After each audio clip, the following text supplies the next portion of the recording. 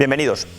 La temática de hoy va a ser el calzado, cómo poder elegir el calzado en función de la modalidad deportiva que practiquemos. Es muy habitual ver a gente que practica deporte con un calzado que no es el adecuado para esa modalidad y ya sabemos que si no utilizamos el calzado adecuado probablemente vamos a generar lesiones y a minimizar el rendimiento, así que el riesgo es muy alto y tienes que aprender a saber qué ponerte en los pies. Hoy te vamos a dar las claves de cómo descubrir qué tipo de calzado te va a venir bien para cada cosa.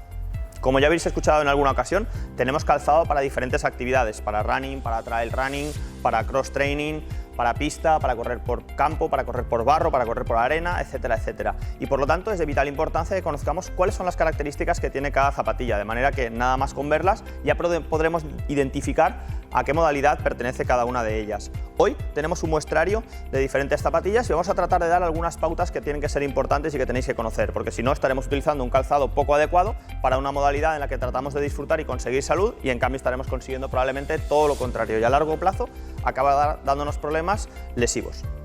Actualmente la modalidad que más hemos visto crecer en este país ha sido el running y gracias a Dios cada vez vemos a la gente mejor calzada con este tipo de zapatillas, zapatillas de running, zapatillas que están pensadas para avanzar hacia adelante. Por lo tanto, deberíamos tener en cuenta que no podemos utilizar calzado de running para realizar actividades multidireccionales, es decir, no nos servirían para jugar al pádel o para hacer clases de Cubá, por ejemplo. Tener en cuenta que el refuerzo, la ergonomía y la propia técnica de la zapatilla ha sido diseñada para poder avanzar hacia adelante, por lo tanto no nos protegerá y nos puede inducir a tener cualquier percance, utilizarla en todo tipo de desplazamientos que no sea únicamente el correr hacia adelante. En función de las modalidades de running a las que vayamos a dirigirnos, encontraremos running exclusivamente para correr por asfalto, con unas características muy determinadas, con una suela que nos permite desplazarnos por el asfalto de una manera más eficiente, con una amortiguación que también nos permite absorber el impacto del duro asfalto y poder seguir avanzando y tratando de evitar lesiones. Y si variamos de terreno, también tendríamos que variar el tipo de suela y el tipo de refuerzo. Habréis oído hablar que en el trail running existe otro tipo de calzado y por lo tanto también encontraremos otro tipo de suela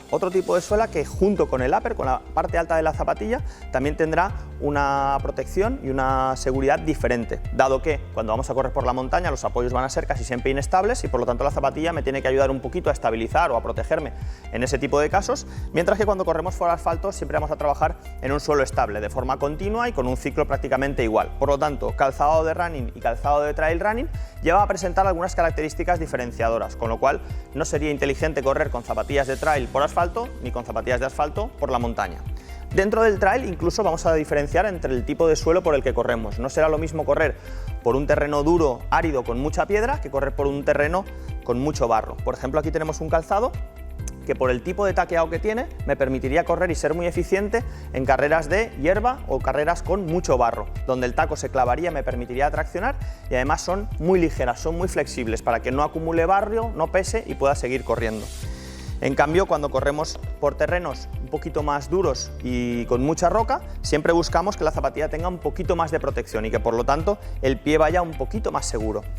Dentro del trail running vamos a encontrar, como en el running, diferentes alturas y en función de la ergonomía, del tipo de técnica de carrera y de las características con las que queramos correr, correremos con una altura con un drop u otro. El drop tenéis que saber que es la altura que existe entre el talón y el dedo gordo del pie. Esa altura, lo que se eleva el talón sobre el dedo gordo, es lo que denominamos drop y en función del drop encontraremos zapatillas con un drop muy bajito, con 4 milímetros de drop, o zapatillas un poquito más altas que puedan llegar en torno a los 10 milímetros, 12 milímetros de drop y eso dependerá del terreno que vayamos a pisar y de cómo queramos correr, cuáles son las sensaciones que queremos recibir del terreno. Lo que está claro es que para correr no nos hace falta amortiguación, por lo tanto veis que las zapatillas diseñadas para correr por pista, aquellas que se utilizan con clavos, carecen de cualquier tipo de amortiguación porque están diseñadas para que pisemos con el antepié, que sería la zona en la que tendríamos que pisar en cualquier tipo de carrera a pie. Lo único que cuando corremos largas distancias, lógicamente, nos va a costar mantener este tipo de pisada y por lo tanto hacemos una pisada un poquito más neutra, que se desplaza un poquito más hacia detrás. Es por esto que las marcas ponen aquí una almohadilla, un gel, o ponen aire o determinado tipo de amortiguación para favorecer que cuando estamos muchas horas corriendo nuestros pies no sufran en exceso. Hemos visto zapatillas de running, que serían con un drop normal, con un drop tradicional con el que se puede empezar a correr. A partir de ahí podríamos aumentar el drop o también disminuirlo, encontrando zapatillas que podrían tener un drop prácticamente cero, ¿no? Y que nos permitirían prácticamente correr descalzos. Bien, dentro del running hemos visto que hay diferentes características: correr por asfalto, correr por montaña, y si corremos por montaña, según si corremos por rocas, un calzado con un taco más pequeño y más junto; si corremos por barro, un taco más grande y un poquito más separado. Eso serían las características generales cuando vamos a correr por asfalto o por montaña. Pero ¿qué ocurre cuando nos metemos en clases de Cuba, cuando vemos clases de cross-training, cuando vemos entrenamientos de pádel, cuando vemos partidos de baloncesto y vemos que la gente está utilizando zapatillas de running para estas modalidades? Ya hemos dicho que este calzado estaba diseñado para avanzar hacia adelante, no está diseñado para soportar cargas laterales. Por lo tanto, es muy fácil que haciendo una carga lateral, un desplazamiento lateral, donde apoyo todo mi peso más la inercia, pueda generarme un esguince o pueda generarme sobrecargas que no son necesarias. Y para esto deberíamos utilizar un calzado adecuado. De hecho, si nos venimos hacia la zona indoor, zapatillas de pádel, zapatillas de fútbol sala, veremos que el tipo de suela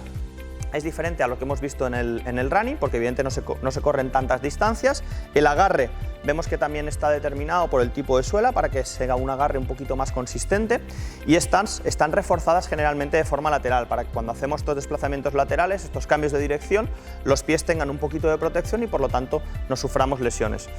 También veréis diferencias según la modalidad que practiquemos a nivel indoor de drop, ¿no? Normalmente cuando hacemos una disciplina como el fútbol sala, el drop que utilizamos es un poquito más bajo porque buscamos tener mucho tacto, mucha sensación sobre el suelo para poder desplazarnos con agilidad y cuando tocamos el balón tener mucho tacto. Cuando estamos jugando al pádel reforzamos un poquito más, pero seguimos teniendo un drop relativamente bajo y una superficie que se adapta perfectamente al terreno indoor.